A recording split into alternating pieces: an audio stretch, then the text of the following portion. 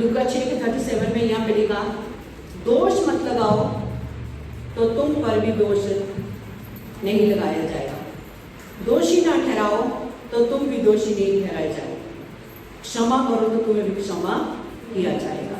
आमीन, hallelujah, hallelujah. यहाँ पे क्या लिखा है? दोष मत लगाओ तो तुम पर भी दोष नहीं लगाया जाएगा। हम क्या करते हैं, हमारी फितरत क्या है? यहाँ पे लिखा कि दोष मत लगाओ ताकि तुम पर भी दोष ना लगाया जाए। अगर तुम किसी को दोषी नहीं ठहराओगे तो तुम भी दोषी नहीं ठहरेंगे। और हम क्या करते हैं, यहाँ पे बहुत सारे लोगों को मैं देखती हूँ, पूछती हूँ, जब पर्सनली बात करती हूँ, हमेशा अपने दुख का ब्लेम दूसरों पर डालते, उसकी वजह से आज मेरी ये परिस्थिति है, उसकी वजह से आज मैं यहाँ पे हूं। अब यहाँ बहुत सारे लोग होंगे, चर्च नहीं आ पा रहे, उसकी वजह से नहीं आ पा रहे, हम ऊंचा नहीं उठ पा रहे, सास की वजह से नहीं उठ पा रहे, बहू की वजह से नहीं उठ पा रहे, मेरा पति अगर ऐसा ना करता आज मैं ऐसी ना होती, मेरी पत्नी अगर ऐसी ना होती आज मेरी हालत ऐसी ना होती। हमेशा दूसरों को ब्लेम करना, हमेशा, ये फितरत है मनुष्य की। कभी अपने बारे में सोचा, अपने अंदर झांक के देखा कि हम कितने नेगेटिव चलते हैं, कितने प्रभु के साथ हम चलते हैं और कितने हम संसार के साथ चलते हैं, हमारे काम कितने अच्छे और कितने बुरे हैं। Hallelujah, hallelujah. हम हमेशा अपनी गलतियों को किस पे थोपते हैं? दूसरों पर थोपते हैं। हमारा चाल चलन अपना सही नहीं होता, हम दोष किस पे देते हैं? दूसरों पर। इसकी वजह से आज मेरी ये हालत खराब हुई है। हालेलुया। किसी की वजह से किसी की हालत खराब नहीं हुई। अगर आप आज दुख में, अगर आज आप परेशानी में, तो रीजन आप खुद है, हम खुद रीजन है। मेरी जिंदगी में भी बहुत परेशानी आती, मैं किसी पर दोष नहीं लगा सकती। कई बार हम बोलते हैं बच्चों की वजह से मैं प्रार्थना नहीं कर पा रही, होता है, बच्चे की वजह से मैं कुछ नहीं कर पा रही, मेरा पति घर में रहता मैं प्रार्थना नहीं कर पाती। सिस्टर चुटकी में 4 घंटे कर लेते, प्रार्थना नहीं कर पा रही, क्या बात है? मोहल्ले में आप 4 घंटे गुम हो जाते हैं, पति को पूछे बिना मायके चले जाते हैं, पति को पूछे बिना चुगली करने चले जाते हैं, पड़ोस में बैठ जाएंगे, रिश्तेदारी में चले जाएंगे, किसी का फोन आएगा घंटों घंटों बात करेंगे, अब पति प्रार्थना नहीं करने देगा। दोष किस पे लगा रहे? पति पे। बाइबल में लिखा, अगर तुम दोषी ठहराओगे तो तुम भी दोषी ठहरोगे। हालेलुया। अगर आप अपनी गलती का बोझ दूसरों पर डाल, किसको दिखाने के लिए? एक बात बताओ, जब हम दूसरों को दोषी ठहराते किस लिए? ताकि हम खुद सही साबित हो। हमेशा ब्लेम लोग करते हैं हम दूसरों की नजर में अच्छे दिखे, है ना? हमेशा यही होता है, ताकि हम दूसरों की नजर में बेटर दिखे। हालेलुया। अगर आज हमारा घर नहीं बन पाया सिस्टर, वो इसलिए कि मेरी सास ने हमें कुछ नहीं दिया। अरे तू ही तो सास से लड़ी थी, तुम तो सास से लड़े थे। सास ससुर से कौन लड़ा था? तुम लड़े थे, तुमने मारा था सास को, तुमने ससुर को घर से बाहर निकाला। क्यों देंगे अपनी प्रॉपर्टी में तुम्हें हिस्सा? क्यों तुम्हारा मकान बनाएंगे? क्यों पेंशन का पैसा देंगे? क्यों अपना जेवर तुम्हें देंगे? क्यों? क्योंकि तुमने बेकदरी की है। कौन दोषी है? वो दोषी नहीं है, दोषी तुम खुद ठहरे।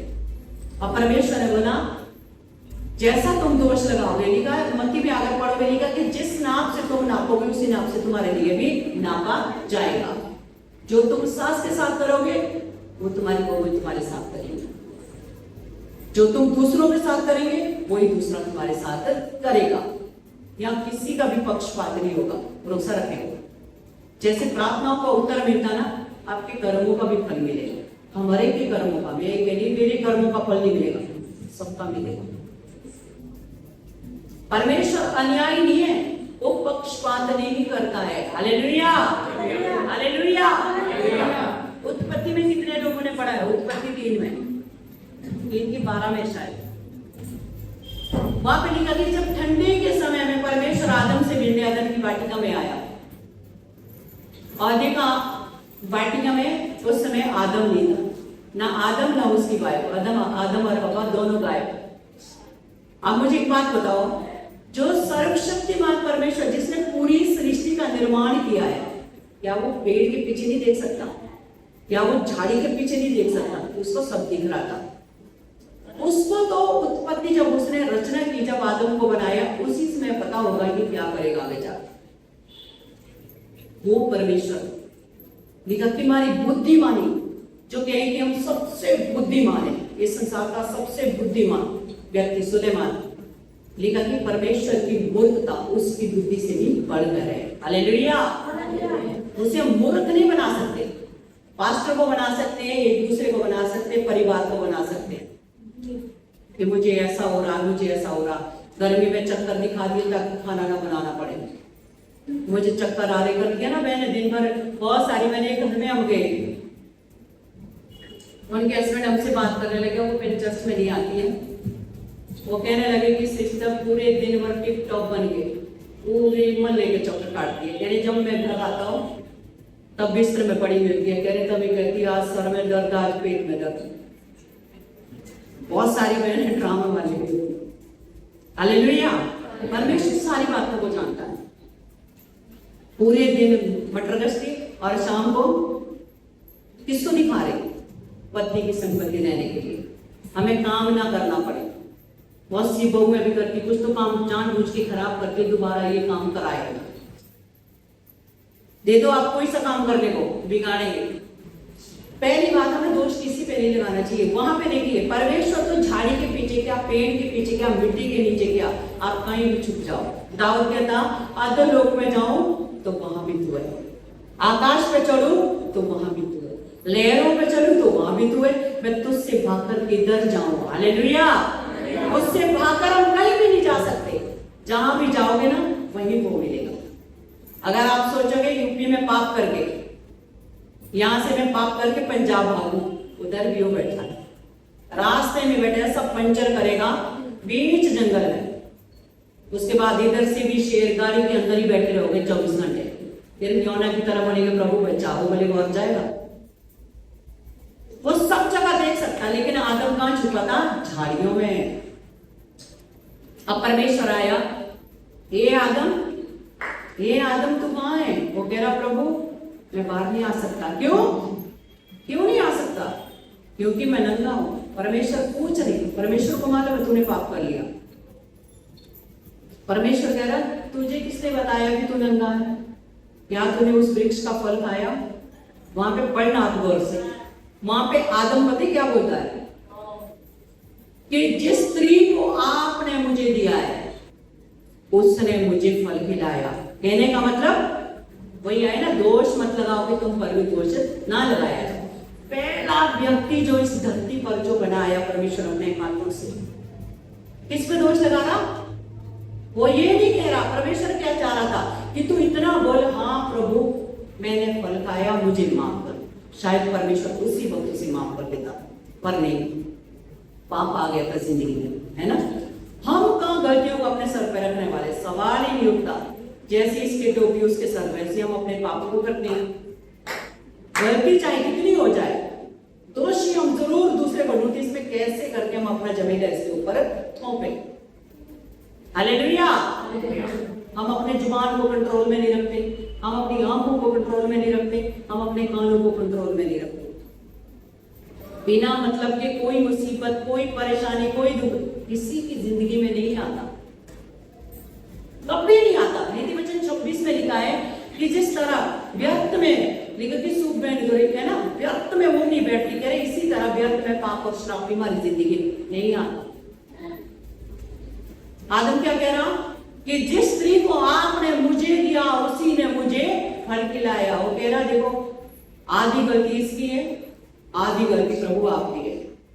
स्पष्ट ये कहने वाला, प्रभु आपने स्त्री को मुझे दिया और इसने मुझे फल खिलाया, मेरी कोई गलती नहीं है, बच गया, मेरी कोई गलती नहीं, आपने इसे बनाया और आपने मुझे दिया। क्या कहना चाह रहा? आपकी गलती क्यों बनाया आपने?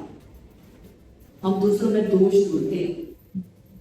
और बाइबल में लिखा जब यीशु मसीह को क्रूस पे चढ़ाया गया, पिलातुस उसमें दोष ढूंढ रहा था कि इसमें कुछ दोष पाऊं, उसमें कोई भी दोष नहीं निकला कि उसे दोषी ठहराया जाए, फिर भी उसे सूली पे चढ़ाया गया। क्यों? क्योंकि आपके और मेरे दूसरों पर दोष डालने की वजह से वो दोषी ठहरा। हम अपनी गलतियों का बोझ हमेशा दूसरों के सर पर डालते। हम गलत इसलिए हुए, नई नई शादी होती है, जैसे देखो नया जोड़ा बैठा है, मम्मी के साथ अभी मस्त रह रही है, दो बहू है, दोनों मस्त रह रहे हैं, सब परिवार अलग होता है, एक दिन एक भी होंगे, नई बात नहीं है, सबके सब अलग आजकल सेपरेट हो जाते हैं। और जब अलग हो जाते हैं फिर पति क्या होता, पति पत्नी जब मुसीबत में आते, मम्मी पापा तो मस्त खाते पीते हैं, मिला तो भी खाते हैं, नहीं मिला तो भी खाते हैं, कमाए तो भी ठीक है, ना कमाए माँ बाप कभी बच्चों से नहीं कहते हमें ये प्रॉब्लम्स। वो अपनी परेशानी को अंदर ही अंदर झेलते, कितने बुरे बच्चे क्यों ना हो, माँ बाप हमेशा फिर भी उनको सपोर्ट करते, लेकिन बच्चे माँ बाप को कभी सपोर्ट नहीं करते। जब बहुएं आ जाती है बेटा पराया हो जाता, और जब अलग हो जाते परेशानी आती है, तब दूसरे आपस में मियां बीवी दोष लगाते, तू लड़ती अम्मा से तो हम क्यों अलग होते, वो कहती तुम भी तो अलग हुए, है ना। बेटा क्या बोलेगा बहू को, तू ना लड़ती तो हम अलग ना होते, और वो बोलेगी तुम क्यों अलग हुए, तुम भी तो लड़े। घर परिवार में हर एक घर में कलेश होता है। मैं ये नहीं कहूं कि घर में कलेश नहीं होता, हर घर में कलेश होता है। कहीं सासें इतनी बुरी होती है, मैं खुद ही कहती हूँ बहन अलग हो जाओ, क्योंकि भला है कि दूर रह के रिश्ते बने रहे। कुछ बहुएं इतनी बुरी होती है, वो मौका ढूंढती है कब सास को जहर पिलाए, वहां भी हम कहते हैं सिस्टर आप अलग हो जाए, इससे बेटा नहीं। लेकिन कुछ घर में कोई भी रीजन नहीं होता अलग होने का, बस उनको शौक होता है। जब दूसरों को देखते हैं हाँ कितनी मस्त है, ना सास का झमेला ना ससुर का, मस्त टिकटॉक होके मोहल्ले में बैठ जाती है, और मुझे सास के डर के मारे घूंघट डाले पूरे दिन बैठना पड़ता। घूंघट वाली ज्यादातर ये सोचो, एक तो बहू पे घूंघट कराना भी बंद कर दो, जितना आप फ्रीडम दोगे उतनी फैमिली बेटर रहेगी। मैं बिगाड़ नहीं रही, पुराने रीति रिवाजों में छोड़ने चाहिए। यहाँ तक आप खुद डाल के देखना, ऐसी गर्मियों में साड़ी कराओ सिलेक्ट और यहाँ तक घूंघट बेचारी सीना है, और ऊपर से जेवर बनाते, काहे को बना रहे जब दिखना नहीं है, दिखता कुछ नहीं है, ना जेवर ना बिंदी ना लिपस्टिक, यहाँ तक घूंघट ले जा रहे तुम मेले में। क्यों जा रही हो भाई, शादी में जा रहे, क्यों जा रहे हो। आदम और हवा कपड़े तक नहीं पहनते थे, ऐसे परमेश्वर ने बनाए, फिर भी परमेश्वर हमें अच्छे वस्त्र बना रहा है। शर्म इस फेस को दिखाने में नहीं होती है, बेइज्जती मालूम क्या होती है, तुम यहाँ तक घूंघट करो और तू तड़ा करके बात करो अपने सास ससुर, उनकी बेइज्जती कराओ, उसे कहते हैं इंसान। घूंघट मत कराओ, इज्जत करवाओ। हालेलुया। फैमिली को ऐसे बनाओ कि वो माँ बाप की रिस्पेक्ट करें, ना कि घूंघट में तुम्हें गालियां देती रहे। सबसे ज्यादा बहुएं इस चीज से परेशान है आज की बहुएं जो है ना, जो अलग हो रही, सबसे बड़ा रीजन ये भी है क्योंकि रात दिन ससुर घर में रहते हैं, सास भी वही रहती है, सास बार बार फिर घूंघट न कर सकती, मल्ले क्लोज का सब आते रहते हैं कभी नहीं, एक तो पर्दा ना कर सकती, वो पर्दा कर करके परेशान, एक दिन में पर्दी हो जाती है ना। लो पकड़ हुई है, जा रही हूं मैं अलग, किसकी गलती, किसका दोष है बताइए।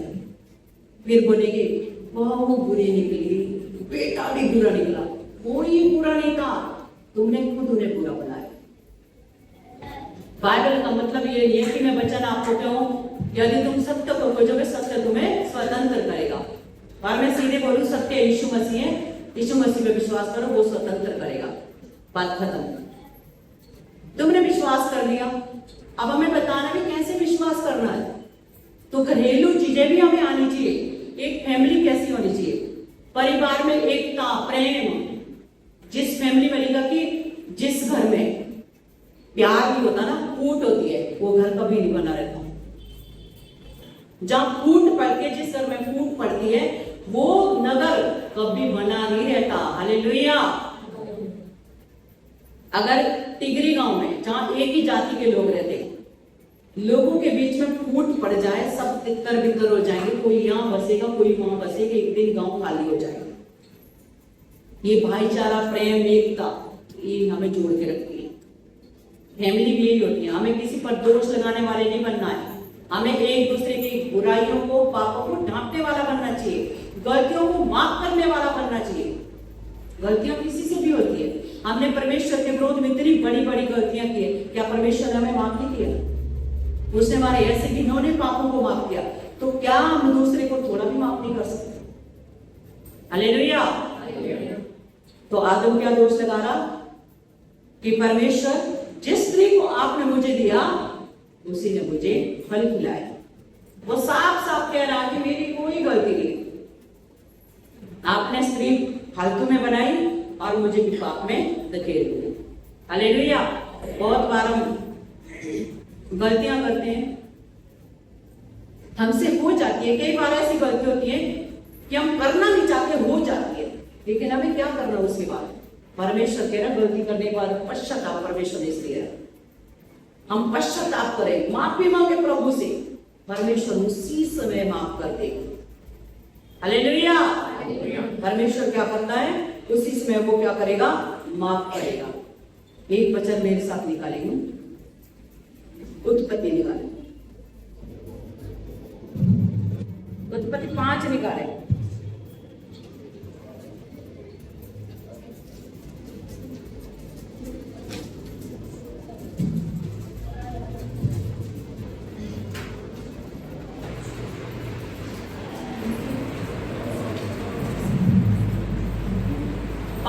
हम पढ़ेंगे। यहाँ पे लिखा है, इस प्रकार हनोक की कुल आयु 365 वर्ष की हुई। हनोक परमेश्वर के साथ साथ चलता था, फिर वह लोप हो गया क्योंकि परमेश्वर ने उसे उठा लिया है। आमीन। हालेलुया।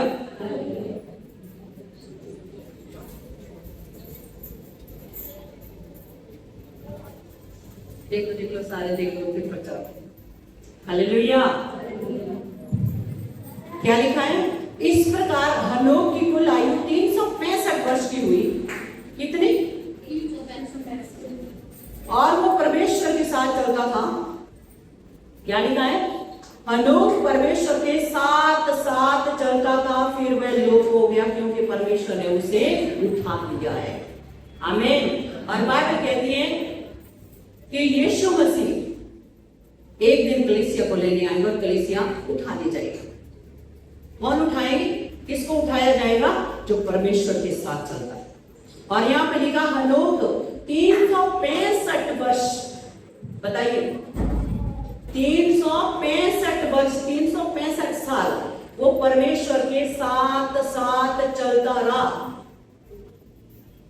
यीशु मसीह कहते हैं कि जब दो व्यक्ति रास्ते में चलने और एक मन से ना हो, वो साथ नहीं चल सकते। परमेश्वर के साथ साथ चलने का मतलब है परमेश्वर की हर बात को मानना। जो परमेश्वर ने हनोक से कहा, परमेश्वर ने वो ही किया। उसने अपनी बुद्धि, अपनी समझ, अपना ज्ञान नहीं लगाया।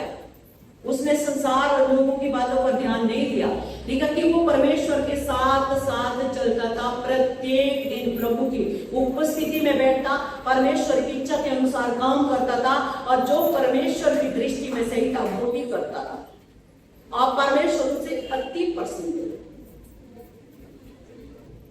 हम 365 दिन तो छोड़ो, हम 65 दिन नहीं प्रभु के साथ चल सकते। मैं बहुत सारे लोगों को यहाँ पे जानती हूँ जो नहीं चलने वाले हैं ना, यहाँ तो बहुत आप चलने वाले मालूम नहीं आपको, लेकिन जो 65 दिन छोड़ो, 65 घंटे नहीं प्रभु के साथ चल सकते, वो लोग आते ही अभी नहीं एक बार। 365 वर्ष प्रभु के साथ चलना, क्या उसकी लाइफ में परेशानी दुख नहीं आया हो?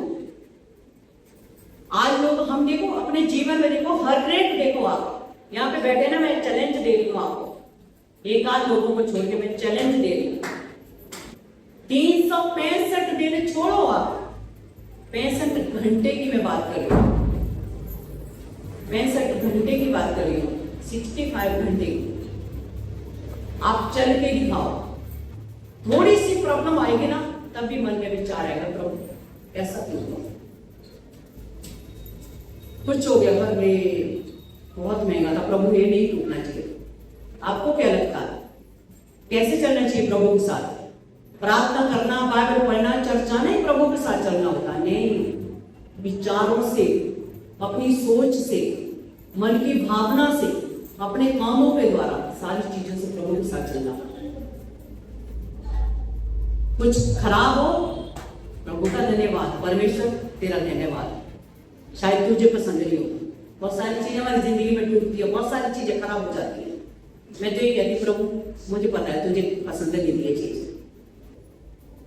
और बहुत सारे लोग इतने खुल जाते ना, प्रभु ये क्या हो गया, प्रभु ये नहीं होना चाहिए था, प्रभु तेरे अब तो हो गया जी। क्योंकि परमेश्वर हमें कभी भी आजमा सकता है। वो 300 बाइबल कहती है कि 365 वर्षों प्रभु के साथ साथ चलता रहा और एक दिन परमेश्वर ने उसे उठा लिया। परमेश्वर को इतना पसंद आ गया, विद बॉडी परमेश्वर उसे स्वर्ग ले गया। वो पहला मनुष्य था इस धरती पर जिसे परमेश्वर पूरे शरीर समेत स्वर्ग में लेके गया। और जब आप और हम सब स्वर्ग जाएंगे हम लोग से मिलेंगे, हालेलुया। तब हम सब लोग क्या पूछेंगे, अंकल जी आप कैसे चलते थे प्रभु के साथ? हम तो एक दिन चलना में बहुत मुश्किल होता था, बस हम तो प्रभु लेके आए जैसे कैसे, बस पूछो मत, है ना। अब्राहम मिलेंगे, पौलुस मिलेगा, सारे प्रेरित मिलेंगे, हन्ना मिलेगी, रूत मिलेगी, एस्तर मिलेगी, दबोरा मिलेगी, हमसे बहुत लोग हम स्वर्ग में उस दिन देखेंगे और हम पूछेंगे कैसे तुम चलते थे, हालेलुया। हम ये बोलेंगे, जब पहुंच जाएंगे ना वहां गेट पे गिरते पड़ते, हम तो गिरते पड़ते पहुंचेंगे, बस सांस आएगी, प्रभु तेरा धन्यवाद, बस ले आए जैसे कैसे हम पहुंच गए। अब बाइबल कहती थी 365 वर्ष वो परमेश्वर के साथ साथ चलता रहा और एक दिन वो लोप हो गया। कैसे लोप हो गया? गायब हो गया, क्योंकि परमेश्वर ने उसे उठा लिया। अगले चैप्टर में आप पढ़ोगे नूह के बारे में। नूह के बारे में लिखा कि नूह उन लोगों के बीच में, उन दिनों के जो लोग थे, लिखा कि उन लोगों के बीच में वो कैसा था? धर्मी और खरा और परमेश्वर के साथ चलने वाला व्यक्ति था। आप पढ़ लेना, उसके बारे में लिखो, धर्मी था और खरा था और परमेश्वर के साथ साथ वो चलता था। उस समय जब धरती पर व्यभिचार बहुत बढ़ गया, जब पाप इतना बढ़ गया था कि परमेश्वर ने सोच लिया था कि अब मैं पूरी धरती के सब लोगों को, क्या जानवर क्या लोग, जो कुछ भी प्रभु ने क्रिएशन दी है उसको सबका मैं नाश कर दूंगा। लेकिन उन सारी चीजों के बीच में परमेश्वर की दृष्टि किस पे पड़ी? नूह पे पड़ी। और नूह कैसा था? खरा और परमेश्वर के साथ चलने वाला और धर्मी पुरुष था। वो पाप नहीं करता था, उसके बच्चे पाप नहीं करते थे। उसने एक बाउंड्री बना के रखी थी अपने बच्चों के लिए, अपने परिवार के लिए। उसने शुरू से आज्ञाकारी बनाया था अपने बच्चों का कि जो माँ बाप कहेंगे वही सही है। उसकी बीवी अपने पति का आदर सम्मान करती थी, अपने पति की अधीनता में रहती थी, अपने पति की बात को मानती थी, अपने पति के साथ रहती थी, साथ चलती थी, हालेलुया। प्रार्थना में साथ बैठती थी, हर काम में साथ है। परिवार में एकता तब बनती है जब हम साथ चलते हैं। पत्नी उधर जा रही है, पति उधर जा रहा है, माँ उधर जा रही है, बेटा उधर जा रहा है, उस परिवार में एकता कभी नहीं हो सकती। उस समय के लोग हजारों लाखों लोगों के बीच में एक अकेला व्यक्ति था जिस पर परमेश्वर की अनुग्रह की दृष्टि पड़ी। अब परमेश्वर ने बोला, देख तुझसे मैं बात नहीं छुपाऊंगा कि मैं इन सब लोगों को नष्ट कर दूंगा, लेकिन तू मेरी दृष्टि में धर्मी ठहराए। इसलिए मैं तुझे एक बात बता रहा हूं, तू गोबेर नाम के वृक्ष की लकड़ी ले और तू एक बोट बना। हालेलुया। क्या बोला? एक बोट बना। और बताया कि कैसी कैसी बोट बनानी, कितने हाथ लंबी, कितने हाथ चौड़ी। और बाइबल कहती है कि उस बोट को बनाने में 120 वर्ष लगे। आज हमारी जितनी आयु उतनी आयु उसको बनाने में लगी। हमारी पूरे साल 120 साल, आज तो कोई जीता नहीं है, 120 साल नूह को बोट को बनाने में लगे। और अब सोचिए, नूह डेली बोट को बनाता था, नाव तैयार करता था, जहाज बनाता था, लकड़ियां काट के लाते थे, उसके बच्चे वो ला रहे हैं और उसको तैयार कर रहे हैं। और उसके बाद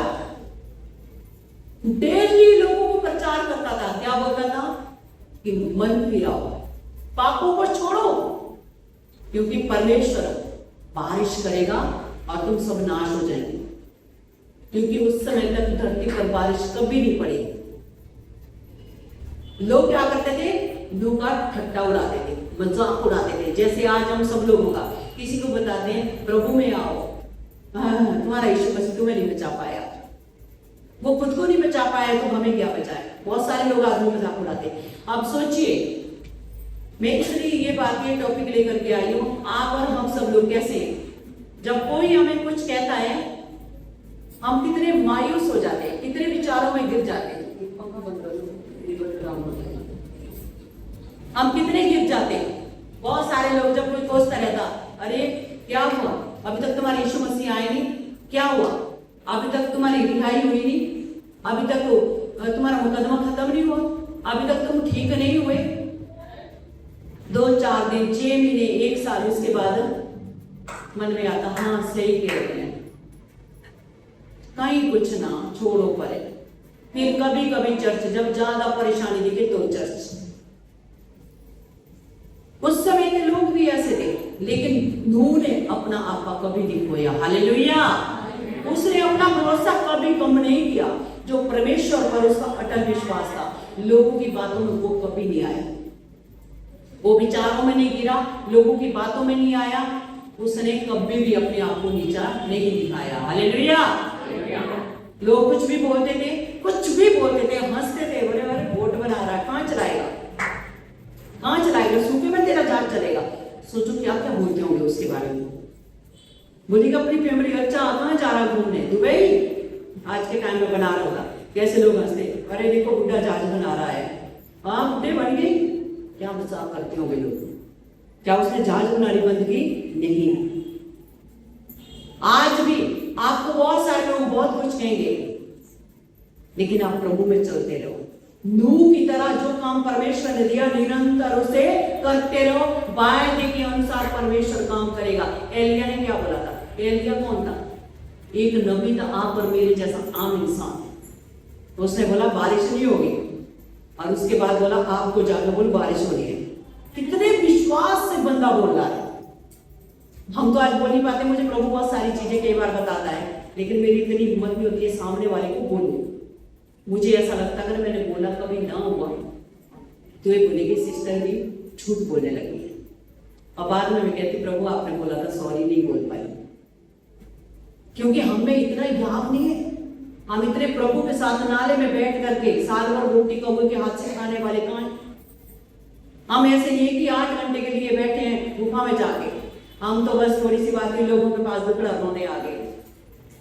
हम तो बस परेशानी हुई, हॉस्पिटल भागे, इधर भागे। हम भागने वाले लोग। और नूह के बारे में लिखे 120 साल बोट बनाता रहे, और अंतिम समय में परमेश्वर बोला ठीक है बोट तैयार होगी, आप अपने परिवार को लेके चला जाए इसके अंदर। आप देखिए हर जाति का एक जोड़ा जोड़ा जानवर सब उसमें के अपने आप को ढूंढने नहीं के अपने आप आए। जब परमेश्वर बुलाता है जानवर भी दौड़े आते।